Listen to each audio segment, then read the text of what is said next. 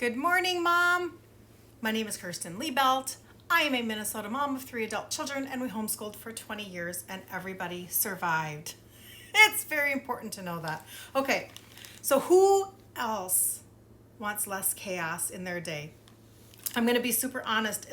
This is not I feel like the reason why I am able to actually even talk on things that I have learned from other people is because this is definitely not something that came natural to me. So what I mean by that is that, listen, if I can learn this stuff, you can learn this stuff, and you just have to trust me on this. So hold on. I always notice that in the morning, I'm like, I gotta get my water in, and I don't always start with my water as best as I can. See, there you go. There's a tip. Okay, so let's quickly go through 4 tips on how to hack your day. So if you're feeling chaotic, grab a pen and a piece of paper. If you're feeling like you're overwhelmed because you don't know how you're going to get everything done, grab a piece of paper and a pen. Share this with a friend if you have a friend that needs to maybe hear just a little bit of thought process and be given a little bit of help as to how to implement a few things so that you can have less chaos in your life, which is what we all need. So, okay. All right. Number 1, create a habit based on where you're already at. This is what this means. Oftentimes, tell me in the comments, who has been, okay, that's it. I'm going to lose 20 pounds in a month. You haven't lost a pound for 3 years. In fact, you've gained weight, but now you're going to lose 20 pounds in a month. And so maybe that goal is not based on something that you've already been recently kind of like working towards. And so it's almost like you set yourself up for like failure. You just set yourself up for just a crash because of that thought process, right? Maybe you have not been eating healthy and you're thinking to yourself, that's it, starting Monday. That's like the epitome of what we do, right? Starting Monday, that's it. I'm going to, and then you fill in the blank, right? I'm going to dump all sugar. I'm going to whatever. And like that's overwhelming. And then you've set yourself up for failure. When it comes to your home, like for instance, for me now, when I was homeschooling, oh my gosh, like the beginning of the school year was like the hope and potential was like off the charts, right? We picked out the classes that they were going to take at their co-op. We had the curriculum in place. We had all the school supplies. We had everything ready to go. And it was just like, we're just going to do this thing. And it's just going to be amazing.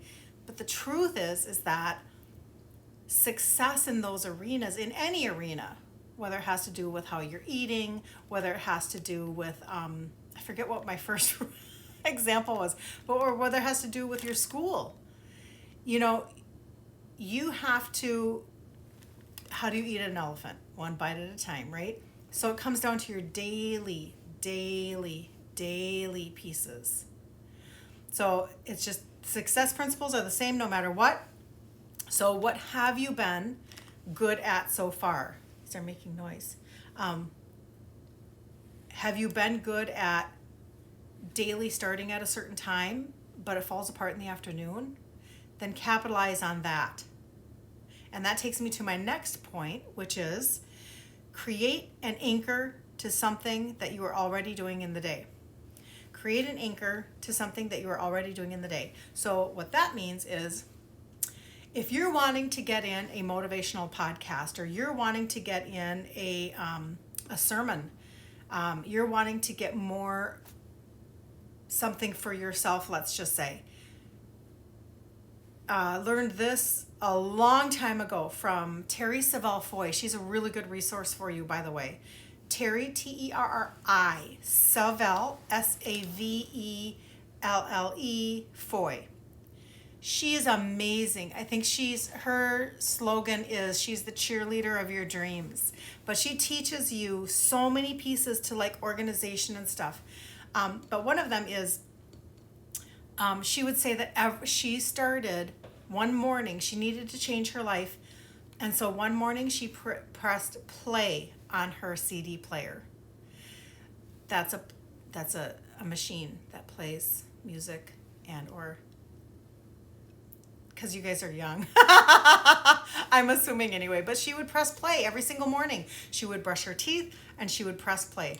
She'd brush her teeth and she would press play. She was already going to brush her teeth. That was a non-negotiable. She was going to brush her teeth. So she chose to then press play on her CD player so that she could get something good into her head before the rest of the world. So something that you're already doing. What is normal for you? Do you get up and you drink a glass of water immediately? Do you get up and you brush your teeth?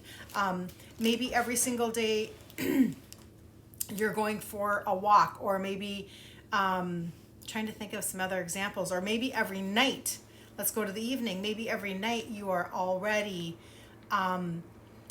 you already have a habit of how you're taking off your makeup and you're brushing your hair or whatever. Add something to that. Maybe it's in your school, and so therefore every single day your kids are maybe they have a certain schedule that you've given them, like every single day there's a class that you are having them, let's say, watch on YouTube, or it's a part of their video curriculum or whatever, and it's every day at a certain time.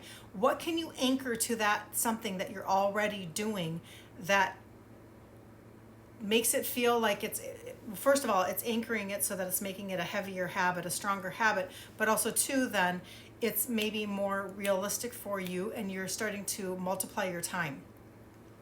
The third one is create an environmental piece to that number, an environmental piece for success. What that means is, if you notice that the person that was giving a lot of examples for this particular one, she said her pantry was by her laundry room. So every time she passed her pantry, she would snack on something. And that was a negative effect. So if you need to shift something in your environment so that you are not having the issue with maybe snacking in the evening when you're trying to get rid of that, or you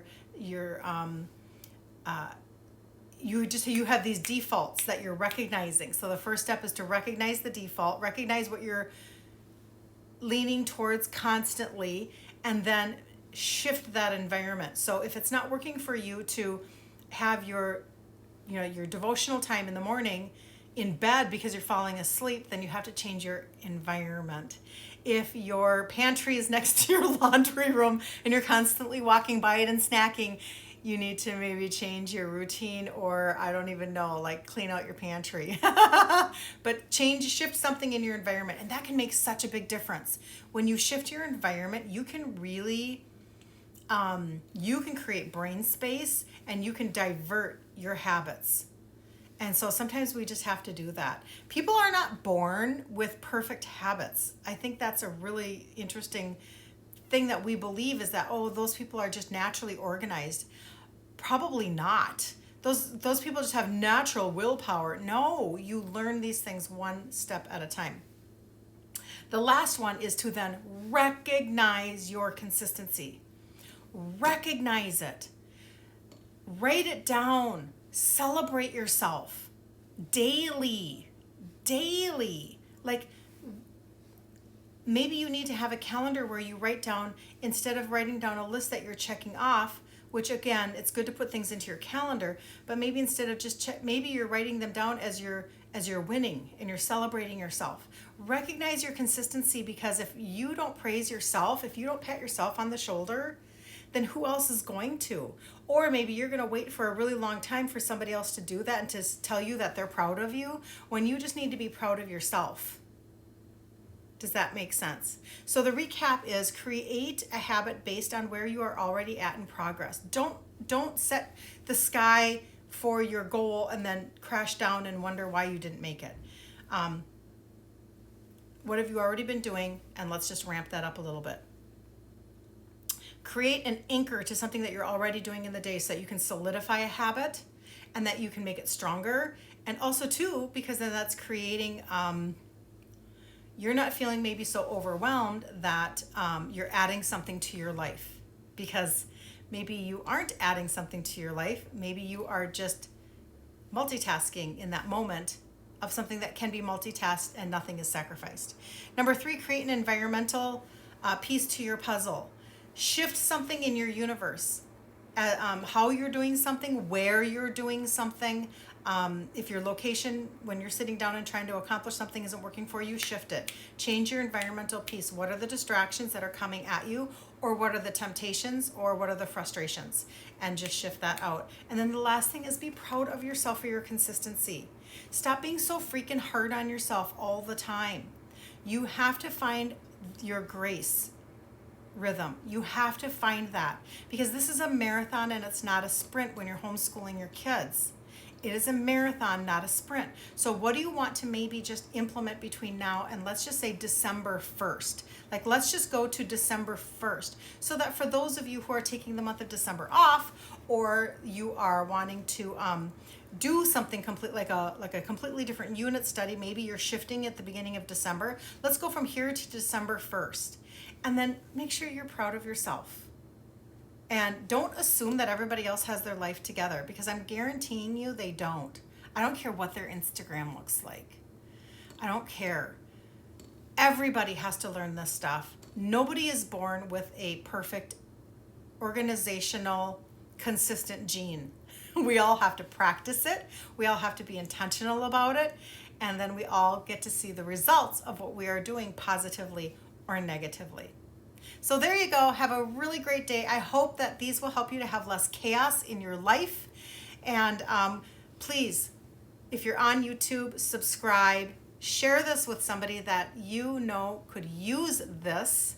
And have a super, super blessed day. Bye, you guys.